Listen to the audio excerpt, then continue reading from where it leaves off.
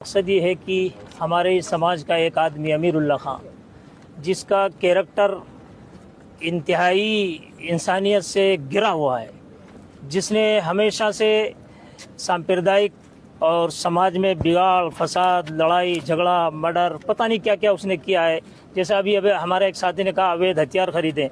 मेरा नाम इब्राहिम है, आलिम साहब मुझे कहते हैं, इस्लामियात की एक डिग्री है मेरे पास है। मैं यहाँ से आपके इस मीडिया के द्वारा ये मैं अपने स्तर पर ये चैलेंज कर रहा हूँ, अगर पूरे कोठरी कला में हम में से किसी के भी यहाँ आप देख लो, अगर हथियार निकल आए तो मैं मौजूद हूँ। मुझे आप सूली पर चढ़ाकर 1 लाख आदमी के सामने मुझे सूली पर चढ़ा देना। ये समाज में बिगाड़ करना चाहता है, फसाद फैलाना चाहता है, हिंदू मुस्लिम करना चाहता है।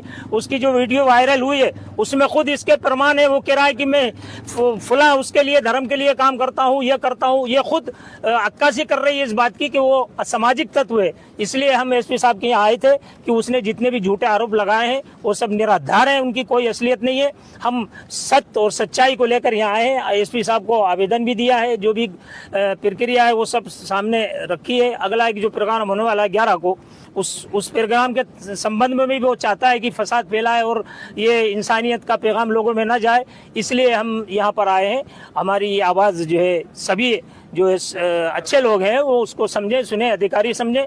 और हम चैलेंज दे रहे हैं सब। और मैं सबसे पहले अपने आप को चैलेंज कर रहा हूँ कि आप बिल्कुल इंक्वायरी करें। जैसे अब हमारे साथी ने कहा, हम चूंकि बिल्कुल सत्य साथ ये बात कह रहे हैं, हम निष्पक्ष हैं। हमने आज तक कोई जैसे कह रहा है कि वाकई सांप मारने के लिए लाठी भी नहीं मिलती, तो आरोप लगा रहा है कि ये लाखों रुपए करके जो है हम अपने इमाम मुअज्जिन की तनख्वाह नहीं दे पाते हैं। लोगों से बेचारों से कैसे जैसे चंदा करते हैं, और उसमें भी रिलीफ के कामों में हम कभी पीछे नहीं रहते। कोई धर्म, कोई जात पात नहीं देखते। अभी 2.5 लाख रुपए वो बाढ़ के अंदर पंजाब में भेजे हैं। कोरोना के टाइम में हमने अपने गरीबों से सबसे लेकर जो है ट्रैक्टर भर के तमाम लोगों की सहायता की है। इस तरह के जो है कभी कभी हंगामी फंड होते हैं। बाकी ये निराधार आरोप लगा रहे हैं। और वो व्यक्ति एड़ी से लेकर चोटी तक जो है सरासर भ्रष्टाचार और पता नहीं इंसानियत सोच काम के अंदर मुलव्विस है। इसलिए उनकी इन बातों पर उसका एक्शन लिया जाए। बस मैं अपनी यही बात कहता हूँ। हमने आरोप किसी पार्टिकुलर व्यक्ति के ऊपर लगाए या किसी कमेटी के ऊपर? कमेटी मुस्लिम समाज की जो कमेटियां हैं, मसाजिद की जो देखभाल करती हैं, उनके ऊपर आरोप लगाए। हालांकि उसमें ही उसने वो फंस रहा है। जब पत्रकार ने उसकी वीडियो जिस समय बनी उससे पूछा कि भाई ये जो मसाजिद की कमेटियां हैं ये करती है? तो नहीं साहब, ये नहीं करती, वो तो अलग से एक समूह है।